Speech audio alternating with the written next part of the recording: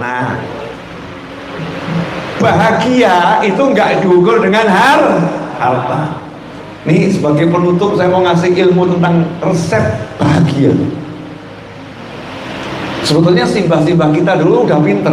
Kita ini sebagai putu nih rada glajrah. Oh diajari simbah ilmu apa atau tambah milih ilmu nih ngomong kono ke lu sing gak cetok. Ya. Belajar dari lihat film-filmnya yang nggak jelas, belajar bahagia dari sana. Akhirnya bahagianya ruwet. Padahal simbah itu ngajari bahagia gampang. Orang dulu tuh main engklek bahagia. Betul ya? Tahu engklek enggak? Engklek atau engklek? Tahu ya? Orang dulu main engklek bahagia. Orang dulu itu main peta umpet bahagia. Orang sekarang diajak engklek apa kuwi? Diajak peta umpet, kesel. Begitu diajak mainan tablet, baru bahagia. Berarti ini bahagianya ruwet atau enggak ruwet? Jadi untuk bahagia butuh punya tablet. Gak punya tablet gak bisa bahagia. Orang dulu gak punya tablet tetap bahagia. Peta umpet kan gak butuh modal. Betul ya? Engklek gak butuh modal. Oh tinggal tanam kotak-kotaknya mencolot bahagia. Masya Allah. Orang dulu tuh mengatur bahagia itu sederhana. Karena adilnya Allah Ta'ala, Allah letakkan kebahagiaan itu bukan pada materi, tapi Allah letakkan bahagia itu di dalam, bukan di luar. Di dalam, bukan di luar. Oke, sekarang saya mau tunjukkan. Nih, pemirsa dimanapun antum berada, mudah-mudahan setelah menyaksikan kajian malam hari ini, antum mudah menemukan kebahagiaan. Saya mudah selalu bahagia, dan kita semua mudah berbahagia. Oke. Bahagia itu kan urusannya hati senang ya. Kalau hatinya senang maka dia bahagia. Betul? Berarti bahagia itu habit. Bahagia itu kebiasaan. Saya bahagia kalau ya kebiasaan yang kemudian dia akui sebagai kebahagiaan. Sampai di sini jelas? Orang punya kebiasaan terus dia akui ini kebahagiaan. Saya bahagia kalau hari Ahad bisa pergi ke pantai. Saya bahagia kalau dalam 1 tahun ada 1 waktu saya pergi ke luar negeri. Saya bahagia kalau saya punya motor 3. Saya bahagia kalau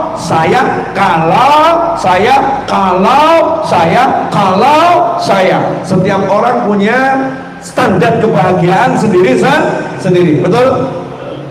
Begitu seseorang menetapkan standar kebahagiaan, saat itulah dia sedang menciptakan ketidakbahagiaan. Ding, ding, ding, ding, ding, ding. Begitu seseorang menetapkan standar bahagia seperti yang saya contohkan tadi, maka dia sedang menetapkan ketidakbahagiaannya. Contoh, kalau hari Ahad saya pergi ke pantai maka saya bahagia. Kalau hari Ahad tidak pergi ke pantai, jadi bahagia nggak? Nggak jadi. Berarti yang membuat dia nggak bahagia siapa? Dirinya sendiri. Betul? Kalau dalam 1 tahun saya bisa pergi ke luar negeri, ada 1 waktu yang saya bisa pergi ke luar negeri, saya bahagia. Lah kok tahun itu dia nggak bisa pergi ke luar negeri, dia bahagia nggak? Ada kebahagiaan yang hilang. Berarti yang menghilangkan kebahagiaannya siapa? Keputusannya sendiri. Betul semacam itu? Oke, lanjut. Kalau saya punya motor 3 atau saya punya motor 1 atau saya punya motor 2, alias kalau saya punya motor saya bahagia. Berarti kalau dia nggak punya motor dia tidak bahagia. Berarti yang buat dia nggak bahagia siapa? Dia sendiri. Konsep hidup semacam ini konsep hidup yang benar atau goblok? Mohon maaf saya pakai kata yang kasar itu ya, biar terekam di benak kita masing-masing. Lawang diajari sama Allah bahagia itu gampang. Sholat bahagia, masukkan itu dalam hati. Kalau saya sholat saya bahagia, karena sholat itu mudah. Kalau beli motor kan gak mudah, keluar negeri kan gak mudah, pergi ke pantai kan gak mudah. Tapi kalau sholat, dimanapun bisa sholat, kapanpun bisa sholat, kecuali yang menstruasi, kecuali yang dilarang sholat lagi nifas. Normalnya manusia yang tidak punya halangan dia bisa sholat. Gak ada air, dicari air gak ada, bisa tayamum. Gak ada air, gak ada debu, ya udah hormatul waqt, selesai, bisa sholat.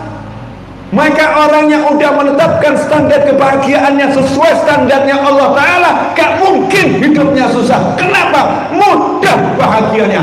Allahumma ij'al fi ta'atika farahi wa sururi. Ya Allah, jadikan bahagia dan senangku hanya dalam taat kepadamu. Enak Pak Yai, makanya gak repot cari bahagia. Lihat santrinya ngaji bahagia, yang lain bingung. Yai, pemandangan begini kok jenengan bisa bahagia ya? Pak Yai kurang rekreasi. Pak Yai kurang rekreasi. Ini yang ngomong kurang ajar atau gak kurang ajar? Maka Yainya jawab, kamu kebanyakan rekreasi maka susah bahagia. Untuk bahagia aku gak butuh rekreasi. Kenapa? Ini rekreasi, kau lihat ini bahagia toh, santri ngaji bahagia. Aku bisa duduk, saya misalnya bisa ceramah begini, saya bahagia. Maka saya gak butuh effort cari bahagia. Zaman sekarang mau ceramah kan mudah, sendiri juga bisa. Apalagi sekarang kalau ceramah gak perlu sendiri, cukup tayangkan di YouTube, selesai. Yang lihat banyak, bahagianya luar biasa, kontrolnya akeh. Gak butuh ceramah, zikir, subhanallah, bahagia. Jadi mau bahagia gampang, tinggal duduk senderan, subhanallah, subhanallah, la ilaha illallah, bahagia. Lah yang lain sudah nyanyi gak bahagia, udah keliling satu kota gak bahagia, keluar masuk dari satu mall yang satu ke mall yang lain gak bahagia. Kenapa? Yang dicari gak didapatkan. Ruwet bahagia. Hei kawan-kawanku, jadi kalau begitu selama ini yang salah siapa? Dirinya sendiri, gak mau nurut sama Allah Ta'ala. Dikasih bahagia itu mudah, tambah cari yang angel. Bu, jadi bahagiamu mau mudah atau mau susah, Bu? Kalau mau mudah gampang, Bu. Bahagiamu menatap wajah suami, aku bahagia. Masya Allah, tiap hari tatap wajah suami, tersenyum. Suaminya nanya, kenapa kamu senyum-senyum menatap wajahku? Jawab, karena wajahmu adalah kebahagiaanku. Nah, udah gak usah repot loh. Tapi suaminya galak gak jadi masalah. Itu yang galak kan suami. Yang galak kan suami. Wong bahagia aku bukan masalah galak kamu gak atau enggak galak. Pokoknya lihat wajahmu aku bahagia. Mau cemberut kayak mau merengut kayak, pokoknya aku bahagia. Aku enggak membatasi bahagiaku dengan melihat wajahmu yang tersenyum. Jadi kalau melihat wajahmu tersenyum, aku bahagia. Wajahmu cemberut enggak bahagia, kan rugi. Pokoknya nyawang rupamu merengut, besengut, guyu, seneng hatiku. Enak atau gak enak? Enak, mudah. Sampai di sini jelas? Apa judulnya? Ilmu bahagia. Berarti untuk jadi bahagia yang dibutuhkan cuma apa? Taat. Nah, untuk taat itu butuh duit enggak? Belas. Lebih haji butuh duit, enggak punya duit enggak usah haji, oh gitu aja kok. Repot. Kan betul begitu ya? Bener. Lebih kan zakat itu kan ya ibadah, butuh duit zakat. Enggak punya duit enggak zakat kok. Enggak zakat itu kalau buat orang yang enggak punya duit juga ibadah. Namanya ibadah, terima zakat. Bahagia aku. Nah kalau semua nanti zakat yang bagian terima siapa? Ayo. Kalau Allah letakkan dia di bagian yang terima zakat, ya senang-senang saja. Letakkan bagian ngasih zakat, ya senang-senang saja. Pokoknya senangnya dalam taat. Allahumma ja'al fi ta'atika farahi wa sururi, nikmatnya luar biasa, bahagia. Makanya sebodoh-bodoh manusia adalah yang menciptakan standar kebahagiaan, karena saat itulah dia sedang menciptakan standar ketidakbahagiaan. Nah, Allah udah kasih standar bahagia itu mudah, pokoknya kamu taat, selesai. Berarti kalau maksiat dia sedih, betul ya? Ketika dia terjerumus maksiat, Allah kasih jalannya biar bahagia. Loh, aneh ya? Orang yang terjerumus maksiat kan sedih itu ya, karena nggak taat. Tapi Allah kasih jalan segera biar dia bahagia. Kenapa? Begitu kamu terjerumus maksiat, kamu taatnya namanya istighfar. Astagfirullah, ampuni aku ya Allah, bahagia. Alhamdulillah aku bisa istighfar. Alhamdulillah aku bisa tobat. Alhamdulillah aku bisa amal soleh, ngapus dosa. Alhamdulillah, senang lagi dia. Nggak ada ngelokro. Bergairah, bersemangat. Sampai di sini jelas? Karena bahagianya itu taat, duduk sama ibunya bahagia. Masya Allah, pijeti ibunya, ya, guyon sama ibunya bahagia. Lah yang satu bahagia nunggu punya istri, jadi nggak dapat istri nggak bahagia. Saya mau berbicara sama siapa? Saya mau ngobrol sama siapa, Bib? Nggak ada pria yang saya ajak bicara, nggak ada wanita yang saya ajak bicara. Lawang saya belum menikah, lembokmu bapakmu jangan ngobrol. Orang tuamu kan lain, Bib. Nggak ada lain. Kalau kamu taatnya selaku anak, kamu akan bahagia. Nanti kalau udah punya pasangan nambah bahagia, bahagianya nambah. Kalau konsepnya begini, asik atau nggak asik? Asik atau nggak asik? Jadi pilih yang asik atau pilih yang nggak asik? Makanya kesian itu orang-orang yang bahagianya harus pakai duit. Sakno. Bahagianya pergi ke Eropa, gagal terbang, sengsara. Sudah direncanakan selama 1 tahun, tiba-tiba tiketnya di cancel, mumet. Betul ya? Kalau orang-orang yang soleh, misalnya merencanakan perjalanan, kok tiketnya di cancel, nggak jadi berangkat, ucap alhamdulillah. Iya, gak sido makbur, tinggal golek-golek liyane. Alhamdulillah, tetap bahagia. Karena konsep hidupnya sederhana, gak ruwet. Ada satu orang punya kapal pesiar yang harganya itu miliaran, diparkir di tepi pantai, di pelabuhan. Gak jauh dari tempatnya dia parkir di pantai, ada kapal nelayan yang sampan pakai cetek itu. Terus nelayannya lagi tidur di kapalnya siang-siang. Yang punya kapal pesiar pun turun dari kapalnya, marani pelayan tadi. Pelayannya disamperin. Kemudian ketika pelayannya bangun, diajak ngobrol, dinasehati. Orang kaya nasehatin orang miskin. Orang kaya nasihatin orang miskin. Bapak ini kalau tadi tidak tidur, Bapak gunakan untuk berlayar, maka Bapak akan dapat ikan.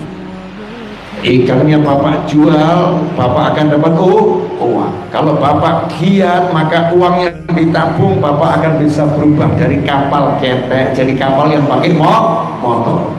Kalau udah kapalnya pakai motor, Bapak bisa melaut lebih jauh ke tengah, nanti hasilnya lebih banyak. Nanti kalau Bapak tabung lagi uangnya, Bapak punya kapal yang lebih bagus. Nanti kalau Bapak lakukan terus, nanti punya kapal pesiar seperti saya.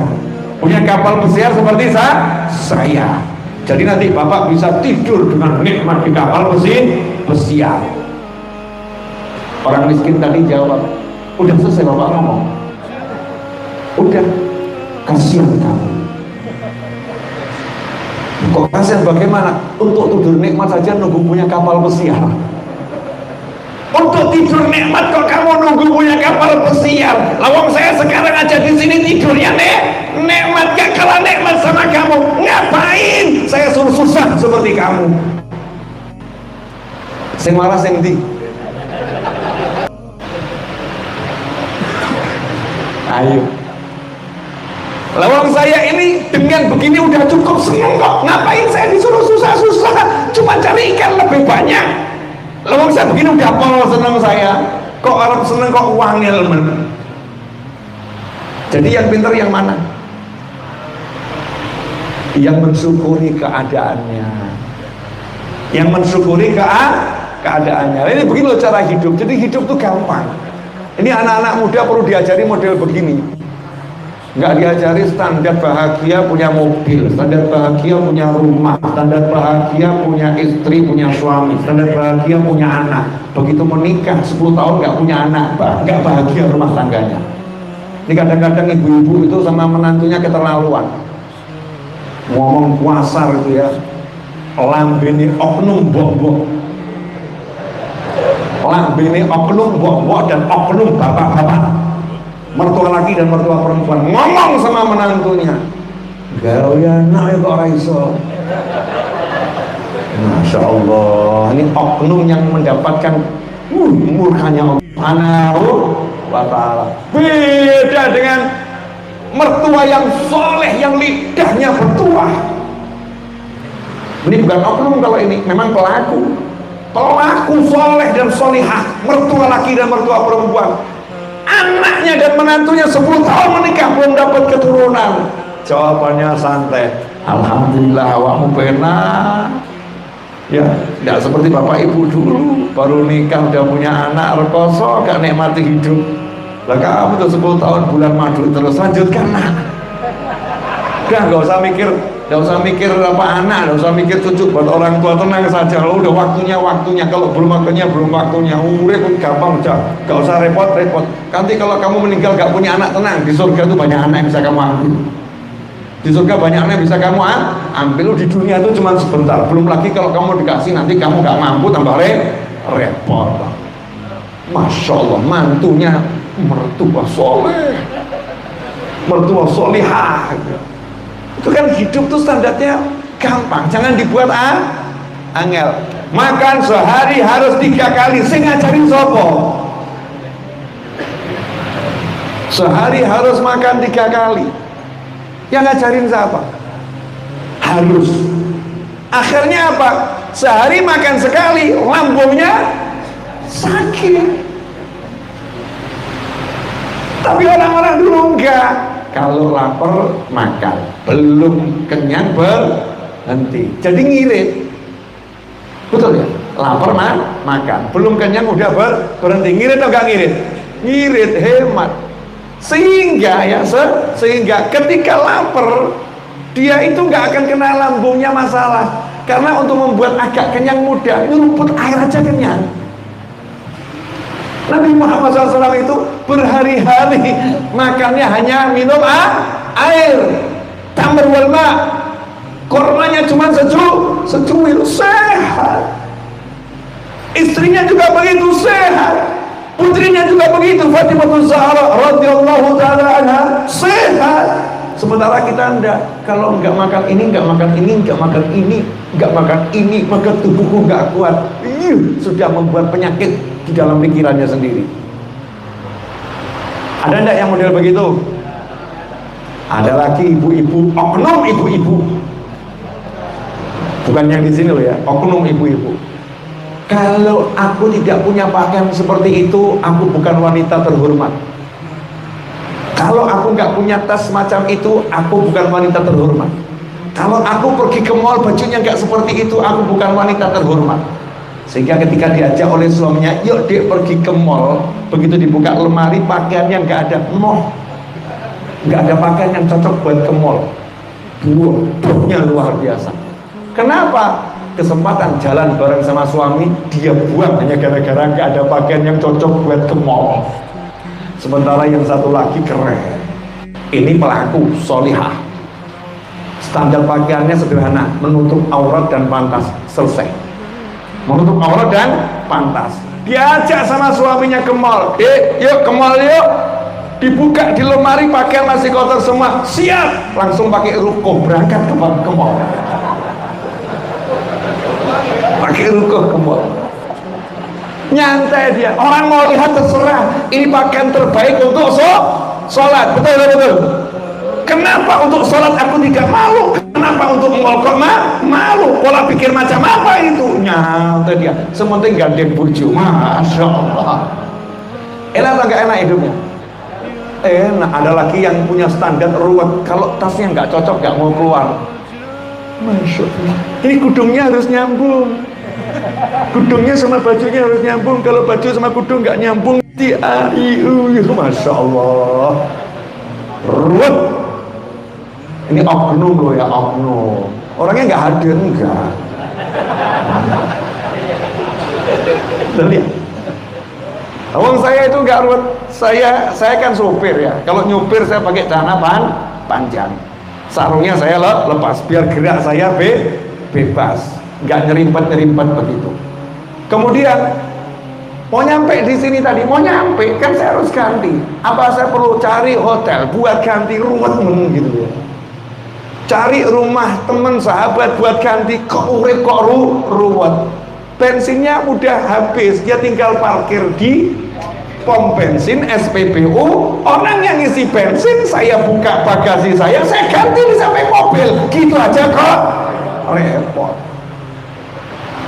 Enak atau gak enak?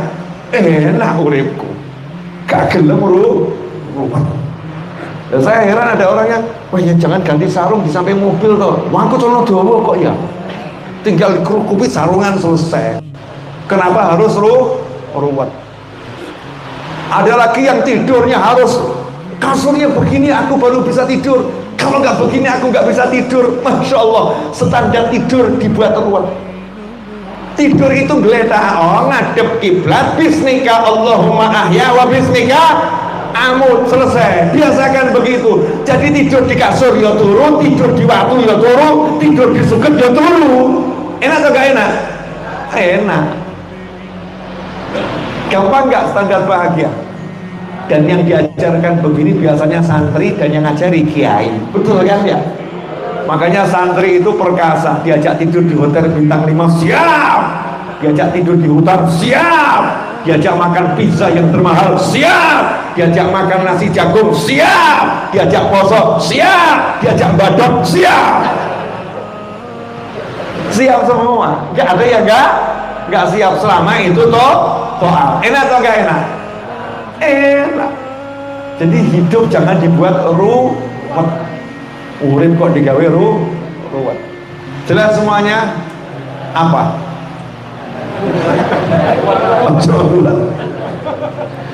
Oknum ibu-ibu dan oknum bapak-bapak, oknum suami dan oknum istri, oknum mertua laki-laki dan oknum mertua perempuan, jangan ruwet. Hidup jangan dibuat ruwet.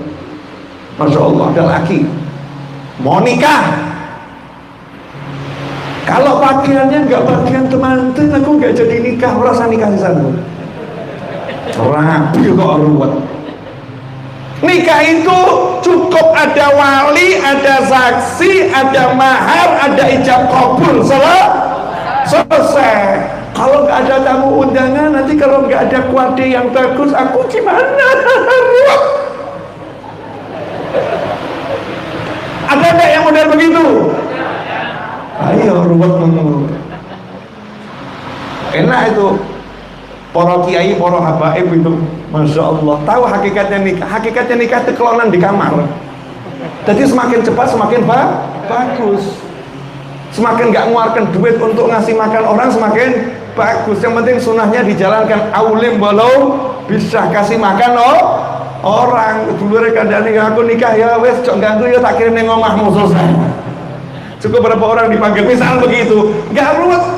Ya kalau undang-undang ya senang, tapi nggak ada harus gitu loh, nggak ada harus begini, harus begitu. Padahal Allah dan Rasulnya Muhammad tidak mengharuskannya, Ada lagi, aku nanti menikah kalau usiaku sudah 30 tahun, kalau belum 30 tahun aku belum mau menikah.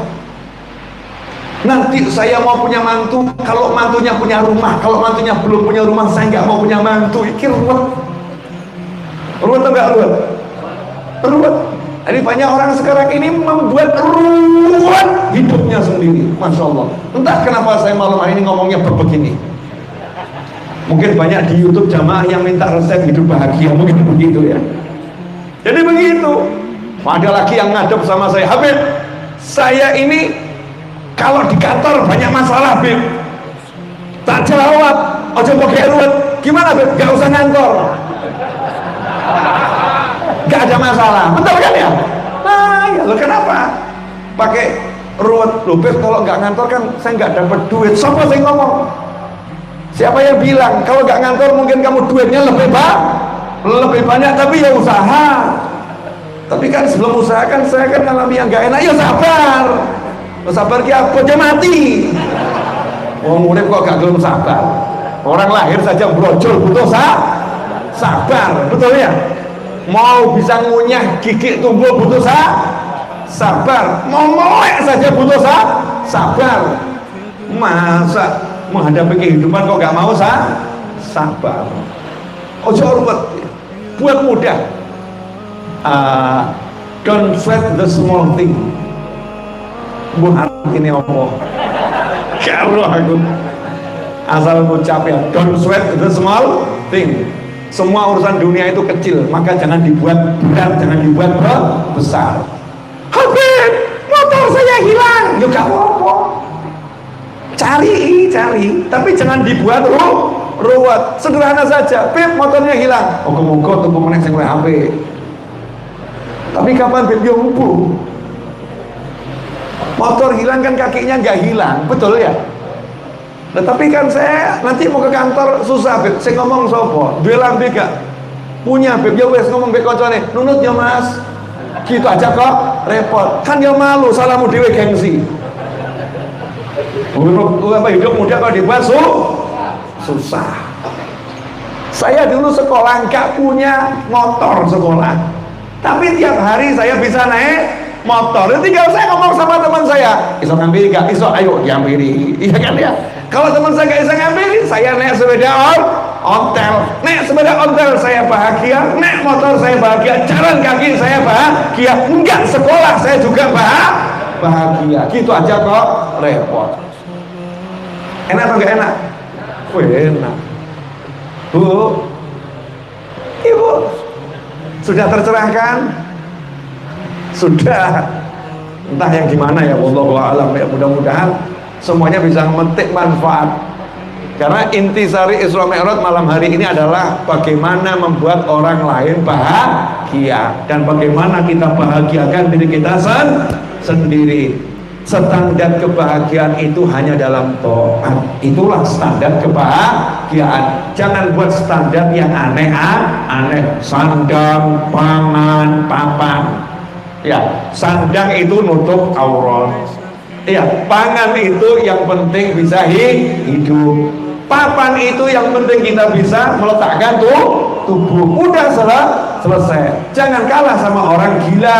Orang gila nggak pernah ruwet tentang hidupnya, maka orang gila hidupnya bahagia. Betul ya? Orang gila itu hidupnya bahagia dan sehat. Buktinya mesam-mesem dewe loh ya.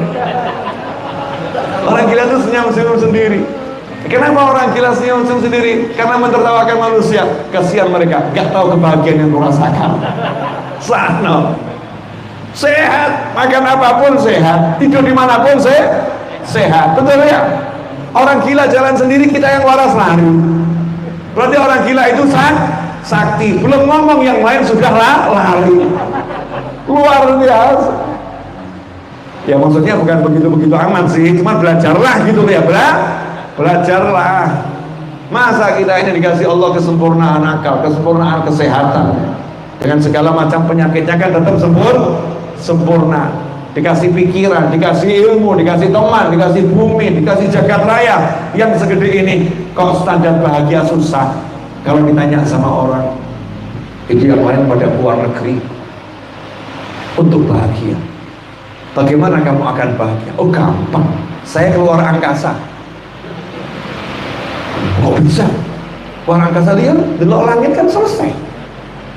Begitu saya lihat langit kan berarti kan saya meninggalkan bumi menuju langit. Berarti keluar angkasa. Betul. Iya. Tapi bahasanya dibuat keren dikit, saya keluar angkasa. Padahal nggak nyawa langit. Masya Allah, bintang-bintang nang indah. selesai. Lihat pertumbuhan tuh, lihat yang sekitarnya, itu semua hiburan yang menyenangkan. Lah Allah hibur kita kok kita gak bahagia, kan keterlaluan tuh ya. Allah ciptakan kucing buat menghibur kita. Kucing lewat tuh kalau kita lihat harusnya bahagia. Masya Allah kucing, meow meow meow. Pernah kamu guyon sama kucing? Belum pernah kan? Kucing lewat buat sopo, meow meow. Kalau kucingnya nggak mau jawab, kamu berubah bahasa. Mungkin dia nolak.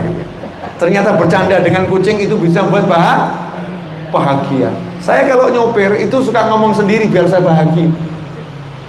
Iya.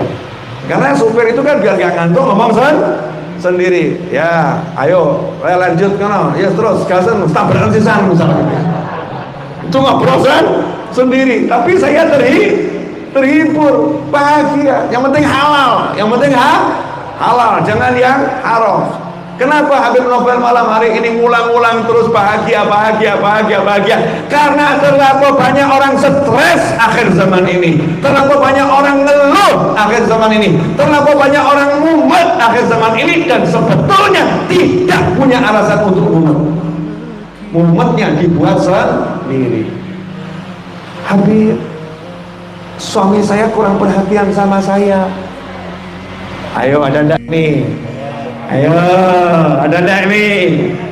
Saya tanya, kurang perhatian bagaimana? Saya itu loh, telepon gak diangkat-angkat, WA gak dibaca-baca. Katanya, ya kapan teleponnya? Nah, waktu suami saya berangkat ke kantor, WA-nya ya waktu perjalanan ke kantor. Nah, setelah itu ya sampai sore nggak dijawab teleponnya, nggak dijawab WA-nya. Terus ya malam ketemu di rumah. Nah setelah itu suami saya jawab, nggak sempat pegang handphone. Berarti dia agak perhatian sama saya. Oh, jadi suamimu itu pagi ninggalkan kasur, pagi ninggalkan kamar mandi, pagi ninggalkan halaman rumahnya, pagi meninggalkan kenikmatan merdekanya untuk leyeh-leyeh, pagi meninggalkan istri dan anaknya pergi ke kantor hanya gara-gara gak sempat balas WA-mu. Kamu bilang gak perhatian. Wanita macam apa kamu? Iya Pak ya, kalau suruh milih di mana Pak? Ya turu tuh ya. Kurang perhatian apa suami yang meninggalkan istrinya, meninggalkan anaknya, meninggalkan kasurnya, meninggalkan orang tuanya, meninggalkan rumahnya, meninggalkan lingkungannya, meninggalkan senangnya semuanya untuk menghadapi bosnya di kantor, menghadapi teman-temannya yang ada di perusahaan, menghadapi kerjaan yang berat. Semua itu demi perhatian kepada istri dan anaknya, hanya gara-gara gak ngangkat telepon, terlambat balas pesan, dianggap kurang perhatian. Wanita macam apa yang hidup bersamanya? Oknum mengerikan. Ada enggak yang model begitu? Terus standar perhatian kok kayak gitu loh ya. Nah kalau suamimu nggak pulang setahun, nggak ngabari, nggak ngasih duit, nggak ngasih berita, ya itu namanya nggak perhatian. Itu betul. Itu Pak, betul. Jelas saudara-saudara? Jelas saudari-saudari? Nah, untuk contoh suami yang ruwet tidak saya sampaikan malam hari ini. Karena itu pada episode yang selanjutnya di tempat yang berbeda. Insya Allah ya.